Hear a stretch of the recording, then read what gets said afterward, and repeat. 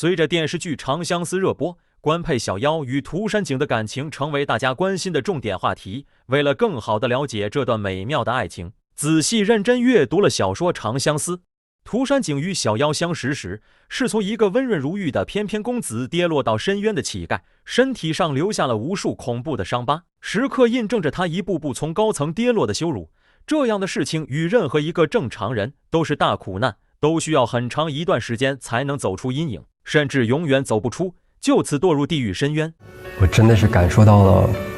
涂山璟的那种崩溃。现在聊起涂山璟，还是会控制不住情绪，控制不住。虽然说知道就是他们最后的结局是美好的，但是也很清楚中间都经历过什么。此时与他相遇的小妖，也是经历了各种撕心裂肺的毒打，铸建起厚厚的心墙。在我最绝望无助时，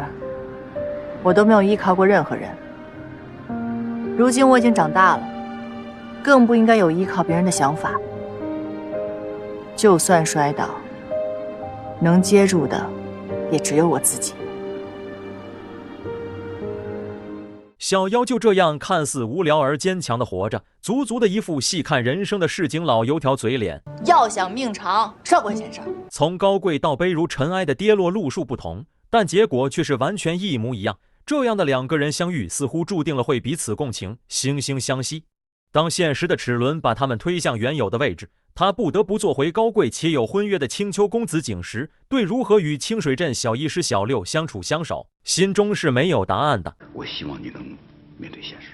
即使他从对小六说一辈子都听你的那一刻起就认定了小六，但面对复杂多变的现实与危险，他内心是混乱的。这时的涂山璟只求小六能见他，他能为他送零食，能夜晚在河边与他相见，能知道他一切安好，能默默地完成小六的一切心之所愿。当小六也不得不回归浩陵王姬身份时，贵为涂山未来族长的景公子心中除了混乱，还增添了不安、自卑、恐惧。如书中所述，他不见得还有缘与小妖相见，两人之间隔着的不仅仅是身份，还有家族与国家利益，虽不对立，但也不是能常来常往的。当小妖与他在龙骨玉定下15年之约，给予鼓励与怜惜之吻时，他心中虽喜悦不已，但注定很长一段时间会与忐忑不安、患得患失相伴。这时的他们就像两个初表心意的地下情恋人，因形势所迫不得不长时间分开。同时小妖身边不缺优秀的男子追求，涂山璟的理智可能会劝慰自己放弃，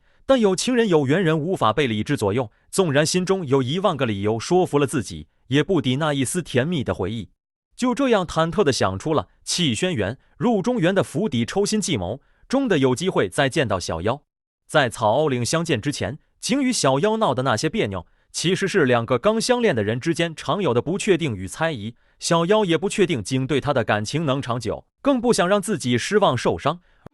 这世上谁都不会等谁一辈子，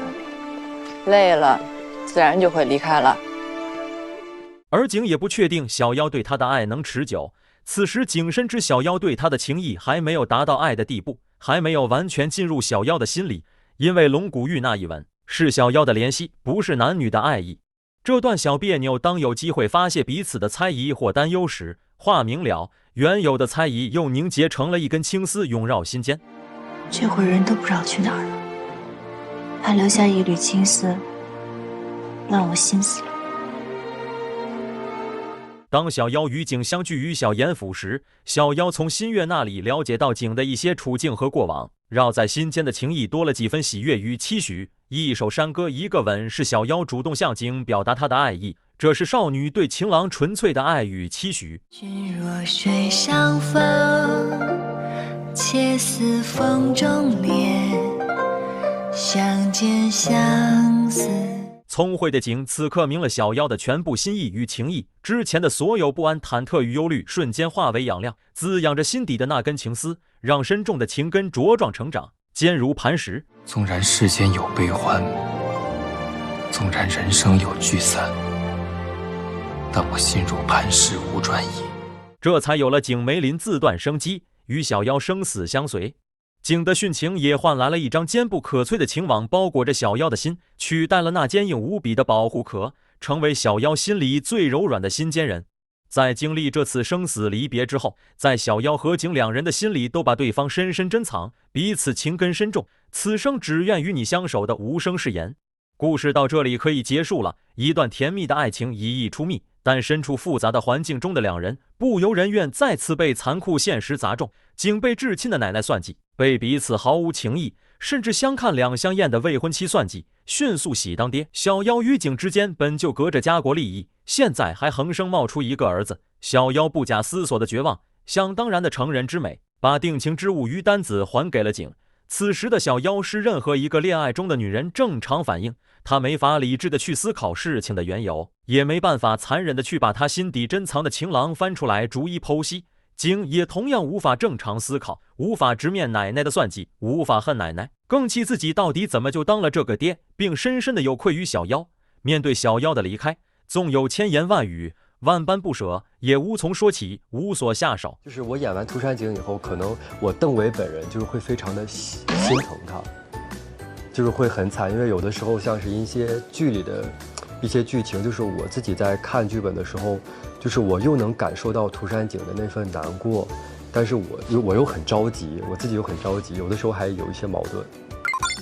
就这样，两个有情人再次分开。景认为自己彻底失去了与小妖厮守的资格，小妖对于二人的要求从来都只有一个，无论心还是身，彼此都是唯一。而小妖心里虽无悔与景相爱，却会怪自己运气从来都不好，又或许遗憾他们情深缘浅，但他们都低估了彼此在心中的位置。无论怎么劝说自己，仍夜不能寐，诉不尽的相思，只是小妖面上云淡风轻，景的哀伤与思念化为了两鬓染霜，眉宇病气缠绕。景虽然对小妖的情意坚如磐石，也知小妖对他情真意切，但他并不知小妖的情如同他的一样坚如磐石，或者说两人只知彼此情深，却不知情坚，不知彼此皆是非你不可。直到小妖与风龙成婚前夕，在青丘街道景与小妖相遇，景无法让小妖带着迷茫与不开心出嫁。此刻景的心态如书上所述，也许是不想小妖这样不开心的出嫁，迷茫的过一辈子，也许是心底还有期许，不能放手。小妖的余生与他再无关系。在香柳抢亲后，小妖来青丘找景，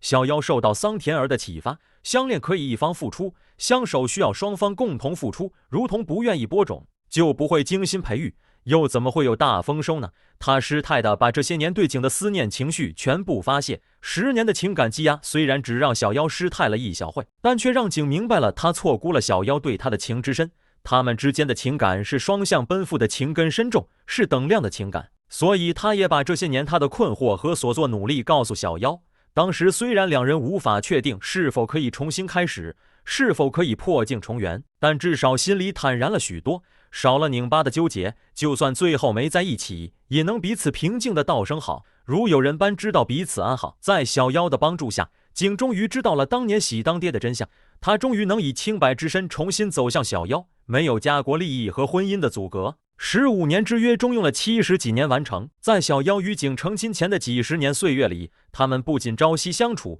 景还走进了小妖的过去，陪伴小妖去见母亲，去安葬从未谋面的父亲，陪伴他完成写遗书的心愿。他们这时的感情不仅仅是坚如磐石，更多的是命脉相连，彼此情坚，默默明白于心，一切美好只因是你，也只能是你。所以当他们大婚前夕，景被害失踪后的7年里，无论发生什么都无法改变，只有景相关才能让小妖重燃生机与笑容的事实。在小妖接任玉山王母的仪式上，小妖见到景时没有抱怨，而是担心这是梦。景也因祸得福，摆脱了涂山族长的束缚，他和小妖终得所愿，鸟入林，鱼入海，藤蔓缠绕，长相厮守。